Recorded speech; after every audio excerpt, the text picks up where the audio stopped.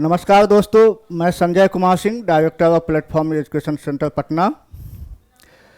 सबसे पहले हम अपने सभी छात्र बंधु से, दोस्तों से सबको बहुत बहुत शुभकामना। आपको ये बधाई देना चाहता हूँ कि आपकी जीत हुई है। छात्र एकता जिंदाबाद। बहुत कठिनाइयों के बाद अभी जो 2-4 दिन में परिस्थिति बनी है, इन बहुत कठिनाइयों का सामना करते हुए जिस मुकाम पे हम लोग पहुंचे हैं, उसमें छात्र का जो योगदान है, उन सभी को बहुत बहुत बधाई, बहुत बहुत शुभकामना। पुनः एक बात मैं ये कहना चाहूँगा कि आप हमारे टीम प्लेटफॉर्म पे इतना ज़्यादा विश्वास किए और हमारा टीम आपके साथ पग पग पे खड़ा रहा है। ये मेरे लिए बहुत ही खुशी की बात है, गर्व की बात है कि आप प्लेटफॉर्म पे विश्वास करते हैं। और एक शिक्षक का काम जो होता है वो हम करते हैं, इससे मेरा उत्साह बढ़ता है। लेकिन अभी हम जिस बात को बोलने के लिए आपके सामने में उपस्थित हुआ हूँ, बहुत ही गंभीर बात है। क्योंकि जब तक छात्र नहीं है तब तक टीचर नहीं है, दोनों का वजूद एक दूसरे से टिका हुआ है। कल हमारी और हमारे टीम का 2 अहम बैठक हुई है। पहला तो आरआरबी के चेयरमैन महेंद्र घाट और मुजफ्फरपुर डिप्टी सेक्रेटरी, और दूसरा रेस्पेक्टेड डीएम साहब के साथ। उम्मीद है कि 6 तारीख से कोचिंग खुल जाएगी। लेकिन जो आरआरबी चेयरमैन के साथ बात हुई है हम लोगों की, तो आपकी जितनी भी मांगे हैं, एनटीपीसी CB2 का रिजल्ट, रिवाइज रिजल्ट, और ग्रुप डी का CBT2 कैंसिल करना, और जितने भी हमारे ग्रीवांसेस थे, हम लोगों ने बहुत जोरदार ढंग से उनके पास में रखा है। और उम्मीदतः सभी बातों पे उन्होंने आश्वासन दिया है कि मैं इस बात पे गंभीरता से विचार कर रहा हूं और सारे बात को इम्प्लीमेंट किया जाएगा। तो आपसे पहले तो मेरा निवेदन है, जैसा कि चेयरमैन साहब का कहना था कि छात्र को अब शांत हो जाना चाहिए, किसी तरह का आंदोलन, आपका जो मुख्य मांग था रिजल्ट फिर से रिवाइज रिजल्ट दिया जाना चाहिए, वो मान लिया गया है और फिर से रिवाइज रिजल्ट आएगी। तो आपके पास में अब पर्याप्त समय मिल रहा है कि आप CBT2 के लिए अपने आप को प्रिपेयर करें। तो इस काम को, आप आंदोलन को मेरे समझ से आपको लगाम देना चाहिए। और आपका जो मुख्य काम है पढ़ना, पढ़ने से ही रिजल्ट होगी। एक बात को सोचना है कि जितने भी छात्र का रिजल्ट हुआ है सब आपके भाई बंधु हैं और सबकी तैयारी अच्छी है। कुछ बच्चे जिनका रिजल्ट नहीं हुआ है उनकी भी तैयारी अच्छी थी, लेकिन रिजल्ट के प्रोसेस के कारण उनका रिजल्ट रुक गया। मैंने चेयरमैन साहब के सामने 2 बातें रखी कि पिछला जो NTPC एग्ज़ाम हुआ था और उसका जो आपने रिजल्ट जारी किया था, तो बच्चों को ये पता नहीं था कि ASM का साइको होने तक कि मेरा किस कैटेगरी में रिजल्ट होगा। आपने इस बार इतना चेंजिंग क्यों किया? तो हमने अपना सजेशन दिया कि आपको PT का रिजल्ट एकदम जनरलाइज कर देना चाहिए था, ठीक है, और CBT2 में आप कैटेगराइज करते और एक पोस्ट पे एक बच्चों का रिजल्ट देते तो इतना हो हंगामा होने की बात ही नहीं थी। और उन्होंने हमारे बात को बहुत दिल से माना है और स्वागत किया है कि आपने बहुत ही अच्छा बात बोला है। मैं इसी चीज़ को पुनः इम्प्लीमेंट करने का कोशिश करूंगा। बोर्ड का अपना इंटरनल समस्या है, बहुत तरह के गंभीर बातों पे चर्चा हुई है। जितने भी समस्या आपकी है, सारे बातों पे लगभग 4-4.5 घंटा हम लोग की बात हुई है। एक एक पॉइंट को हम लोग रखा है और सारे बात पे बहुत ही गंभीर ढंग से उन्होंने विश्लेषण किया है।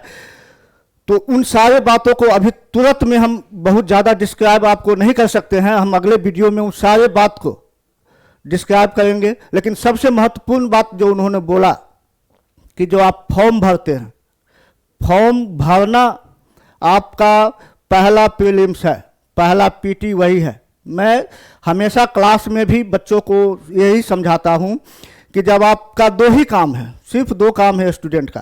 पहला, जब वैकेंसी आती है उस समय से लेके एग्ज़ाम देने तक किसी तरह का टेक्निकल परेशानी नहीं होना चाहिए। मैक्सिमम बच्चों का जो फॉर्म है रिजेक्ट हो जाता है, टेक्निकल फॉर्म भरने साइबर कैफे में आप दे देते हैं, वहाँ से रिजल्ट आपका फॉर्म गलत भरा जाता है, जिससे आपका आप एक बार नहीं 5 बार फॉर्म को चेक कीजिए। फॉर्म को एकदम उसमें जितनी भी माइन्यूटली बात है सबको एकदम सही से भरिए।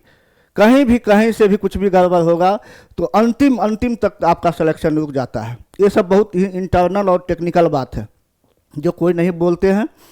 तो इस बात की गंभीरता को भी आपको समझना है। अपने तरफ से किसी भी बात की कहीं भी कोई भी गड़बड़ी हमारे तरफ से नहीं होना चाहिए, ठीक है। अभी जो हम आपको यहाँ पे बोर्ड पे दिखा रहे हैं, डीवी के समय वर्तमान तिथि का EWS सर्टिफिकेट दिया जाए, इस पे भी बात हुई है। तो उन्होंने बोला कि ये जो चीज़ है आर्थिक स्थिति, वो हमेशा आदमी का बदलते रहता है। तो जिस समय वैकेंसी आई है उस समय का तो लगेगा ही लगेगा, बाद में वर्तमान समय का भी लिया जाएगा। लेकिन हम लोगों ने इस बात पे अपनी विचार रखा कि जिस समय फॉर्म आई थी या EWS लागू हुआ था तो बहुत जगह पे इस चीज़ को बनता ही नहीं था EWS, तो वैसे में बच्चे क्या करेंगे। तो उन्होंने कहा कि बच्चों को इस बात पे घबराने की आवश्यकता नहीं है। जब वेरिफिकेशन होगा तो वहाँ पे बहुत सारे बात हम लोग ऑटोमेटिकली कंसीडरेशन में रखते हैं, वहाँ पे कोई दिक्कत होने की संभावना नहीं है। दूसरा जो पॉइंट है, नॉर्मलाइजेशन की प्रक्रिया, विकल्प की आवश्यकता। नॉर्मलाइजेशन एक ऐसा पद्धति है जहां पे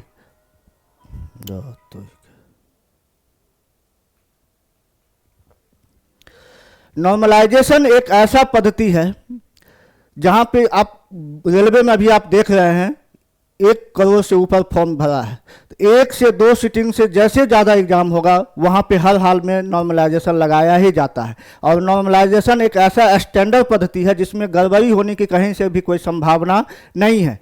ये डिपेंड करता है आपके स्कोरिंग पे। आप जितना मैक्सिमम संख्या में आपका सही है तो आपका नॉर्मलाइजेशन में मार्क बढ़ जाएगा। आपका स्कोर गलत, कम स्कोर रहता है तो नॉर्मलाइजेशन में मार्क घट जाएगा। और बहुत ज़्यादा संख्या बढ़ने पे, बहुत ज़्यादा फ्लक्चुएशन होने पे स्टैंडर्ड डिविएशन के माध्यम से उस चीज़ को बैलेंस किया जाता है। और हम लोगों ने बोला कि इसमें बहुत ज़्यादा डिफरेंसेज हो जाता है नॉर्मलाइजेशन में नंबर का, तो उस चीज़ को कम करने के लिए भी वो लोग उस पर काम कर रहे हैं और कहीं से भी बच्चों को किसी तरह की परेशानी नहीं होगी, इस बात की चर्चा हुई है। तीसरा जो है, वेटिंग लिस्ट का प्रावधान किया जाए ताकि एक भी सीट खाली नहीं रहे, तो इस बात पे भी चर्चा हुई है। और इस बात की गंभीरता को उन्होंने बहुत ही एकदम सूक्ष्म ढंग से समझाया है, बहुत ही तोड़ के समझाया है। तो उससे आपको बहुत ज़्यादा अंतर नहीं पड़ता है, वेटिंग लिस्ट दे या नहीं दे, उससे बहुत ज़्यादा स्टूडेंट को समस्या नहीं खड़ी होती है। और चौथा जो मुद्दा था कि प्रत्येक वर्ष रेलवे का कैलेंडर जारी होना चाहिए और प्रत्येक वर्ष वैकेंसी आवे, प्रत्येक वर्ष समय से एग्जाम हो। तो इन सारे मुद्दों को उन्होंने सुना है बहुत गंभीरता से। चेयरमैन महेंद्र और मुजफ्फरपुर, उन्होंने ये बोला है कि जितने भी स्टूडेंट हमसे अपने सजेशन सुझाव हमसे प्रत्येक दिन 10 बजे से लेकर शाम के 6 बजे तक के बीच में जितने भी बच्चे आ सकते हैं हमसे मिलने के लिए, अपना सजेशन सुझाव देने के लिए, तो आप बेखौफ वहाँ जाइए। एक फॉर्म मिलेगा, फॉर्म भरेंगे और अपना जितना भी सजेशन है आप देंगे, सबके सब मान्य होगा। और अभी जो ये आंदोलन हुआ है, सरकार इस चीज़ की गंभीरता को समझ गई है और सब चीज़ आपका जितना भी डिमांड है, ग्रीवांसेज है, वो पूरा लगभग हो गया है। और बहुत जल्द जैसे अब रिजल्ट रिक्रिएट होगा तो उसमें थोड़ा सा टाइम लगेगा, 1 से 2 महीना तो ज़रूर समय लग जाएगी। तो पुनः रिजल्ट आएगी। तो हमारा सभी छात्र बंधु से एकदम विनम्र निवेदन है कि आप पढ़ाई पे लग जाइए, क्योंकि आप जानते हैं कि अभी जो वर्तमान समय में रिजल्ट हुआ है और जो भी बच्चे हैं, एक स्टूडेंट का दूसरे स्टूडेंट से ही कंपटीशन है और यहाँ 0.33 पे मार होता है। इतने हाई क्वालिटी के स्टूडेंट हमारे बीच में उपस्थित हैं। तो आप अपने क्वालिटी को बढ़ाने पे ध्यान दें, पढ़ाई पे ध्यान दें और आपका जो काम था आपने किया, अपने अधिकार के मांग के लिए जो कुछ करना था उसमें जो भी शिक्षण संस्थान है, आप जो भी सब आपके सपोर्ट में खड़ा हुए। और हम लोग प्लेटफॉर्म एजुकेशन सेंटर हमेशा एकदम मजबूती के साथ स्टूडेंट के साथ खड़ा रहा है और सब दिन खड़ा रहेगा। लेकिन सारे काम को नियम कायदे कानून से, एक बात तो आप जानते ही हैं, हम कितना भी मीठा बोल ले, कितना भी अच्छा बोले, लेकिन अगर हम आपको पढ़ाएंगे नहीं, आपका रिजल्ट नहीं होगा तो आप हमें लाइक नहीं करेंगे। प्लेटफॉर्म आज भारत का सबसे जाना माना नाम है और इस बात की हमें काफ़ी प्रसन्नता हुई जब हम चेयरमैन साहब से मिले और जहाँ भी मिलते हैं जितने भी आला अधिकारी हैं सब के सब प्लेटफॉर्म को जानते हैं और सभी के सभी इज्जत के साथ नाम लेते हैं। उसमें आपका योगदान बहुत ज़्यादा होता है, क्योंकि हम जो गाइडलाइन देते हैं, पढ़ाते हैं, उसको आप फॉलो करते हैं, पढ़ते हैं, रिजल्ट होता है। आप नहीं पढ़ेंगे, हम कितना भी समझा दें, कितना भी गाइडलाइन दे दे, तो आपका रिजल्ट नहीं होगा, क्योंकि आपका मेहनत सर्वोपरि है। साथ में आप हमको मेहनत करने के लिए, रिजल्ट लेने के लिए प्रेरित करते हैं। तो हम दोनों एक दूसरे का प्रेरणा स्रोत है और स्टूडेंट और टीचर कोचिंग एक दूसरे का जो है से पूरक है। ना आपके बिना मेरा काम चलेगा, ना मेरे बिना आपका काम चलेगा। तो संस्थान हमेशा बच्चों के हित में हमेशा खड़ा रहा है। प्लेटफॉर्म एजुकेशन सेंटर का पूरा टीम, कल हम भर दिन बड़े बड़े आला अधिकारी के साथ बैठक में ही उपस्थित थे और जितने भी हमारे बच्चों का मांग है सबको मैंने बहुत पुरजोर ढंग से रखा है और सारे मांग को उम्मीदतः मान लिया गया है। और इसमें आपको कहीं से घबराने की आवश्यकता नहीं है, कहीं भी परेशान होने की आवश्यकता नहीं है और कहीं भी इधर उधर का सुना हुआ बात पे आप ज़्यादा ध्यान न दें। और कभी कभी होता है समय और परिस्थिति उस अनुकूल हम लोग को परिवर्तित कर देता है कि हम कुछ उल्टा पुल्टा स्टेप लेने के लिए मजबूर हो जाते हैं। लेकिन जो हम स्टेप लिए हैं, जो हम आप काम किए हैं, वो हमारा स्टेप काम कर गया है और जो हम चाह रहे थे उसका उम्मीद है कि अब रिजल्ट बहुत जल्दी 1 से 2 महीना में। बहुत ही संतोषजनक बातचीत हुई है आला अफसरों से, तो घबराने की कोई बात नहीं है और आप अपने आप को पढ़ाई पे केंद्रित करें। बहुत तरह का पॉइंट ऐसा है जिस पे बहुत गंभीरता से बात हुई है, उस सारे को डिस्क्राइब करना एक वीडियो में संभव नहीं है, चूँकि बहुत ही इंटरनल जो बातें होती है, पढ़ाई का जो इंटरनल बातें हैं, बच्चे कहाँ पे गड़बड़ होते हैं, कहाँ पे उनका रिजल्ट फंसता है, इन सारे मुद्दों को हम अगले वीडियो में कोशिश करेंगे कि आपको हम पूरे एक एक बात को तोड़ करके बतावें। बहुत सारे लोग बोलते हैं, अपने वाहवाही के लिए बहुत कुछ बोल देते हैं, लेकिन उतनी बात होती नहीं है।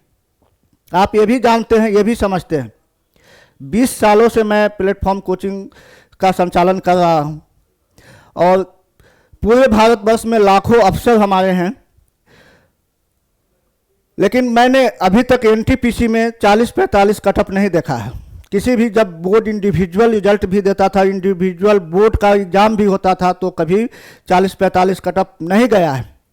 आप सभी ग्रेजुएट हैं, जितने भी अभी एनटीपीसी CBT 2 में बैठे हुए हैं ग्रेजुएट हैं और विशेष क्वालिफिकेशन के साथ इस चीज़ में बैठे हुए हैं। कल हम रात टीवी देख रहे थे तो कुछ बच्चे LLB PhD करके ग्रुप D का फॉर्म, सफाई कर्मी का फॉर्म, ये दुखद बात है हमारे लिए कि इतना क्वालिफिकेशन के साथ बच्चे सफाई कर्मी के लिए एप्लीकेशन डाल रहे हैं। हमारे देश की व्यवस्था कुछ अजीबोगरीब सी हो गई है, ये दुखद बात है, लेकिन इन व्यवस्था को ठीक करना भी मेरा जिम्मेदारी बनता है और उम्मीद रखते हैं कि सारे तरह का जब बात है, हम अपने काम पे अडिग रहें, मेहनत करते रहें तो सफलता अवश्य मिलेगी। इसी आशा, उम्मीद, शुभकामना और विश्वास के साथ कि आप हमारे साथ खड़े हैं, हम भी आपके साथ मजबूती के साथ खड़े हैं। आपका जो काम है अध्ययन, उस चीज़ को सबसे पहला प्रायोरिटी देना है, क्योंकि नॉलेज रहेगी तभी आप आगे बढ़ेंगे। और मैं यही कहूँगा कि एक स्टूडेंट का दूसरे स्टूडेंट से कंपटीशन है, जो आपके दोस्त है, बहुत नियर डियर दोस्त है, उसी से कंपटीशन है। कंपटीशन इसी का नाम है। इस बात की गंभीरता को भी आपको समझना है। तो उम्मीद करते हैं, विश्वास है कि हमारी बात को समझेंगे और आप अपने काम पे फोकस हो जाएंगे। कोचिंग बहुत जल्द खुलने वाली है। तो और मैं एक चीज़ और कहना चाहूँगा कि ऑफलाइन स्टडी पे ज़्यादा केंद्रित होंगे। बहुत बहुत शुभकामना, बहुत बहुत धन्यवाद।